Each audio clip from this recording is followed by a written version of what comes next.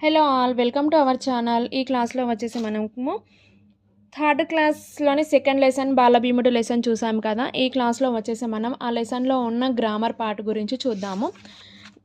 బాలభీముడు lesson చెప్పాం కదా, బాలభీముడు లెసన్లోనే grammar చూద్దాము ఏమేమి ఉన్నాయో. గ్రామర్ వచ్చేసి మనకు కింది పదాలు చదవండి. బలం, పండు. అలాగే పై పదాలలో మొదటి అక్షరాలు ఏవి, వీటిని ఎట్లా పలుకుతారు, పలికేటప్పుడు పెదవులు కలుస్తున్నాయే కదా. ఇట్లా ఏ ఏ అక్షరాలు పలికేటప్పుడు పెదవులు కలుస్తాయో ఆలోచించండి. వాటితో మొదలయ్యే మరికొన్ని పదాలు రాయండి అని చెప్పారు. బలం, లిప్స్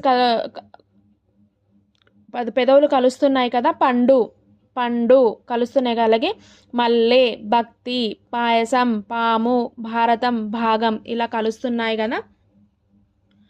అలాగే నెక్స్ట్ ప, ఫ, బ, బ, మ వీటిని లేదా వీటిని గుణితక్షరాలను కలిపేటప్పుడు పెదవులు కలుస్తున్నాయి. అలాగే పలక, పాప, పీట, ఫలం, భజన, మామిడి ఇవన్నీ పెదవులను కలుపుతున్నాయి కదా.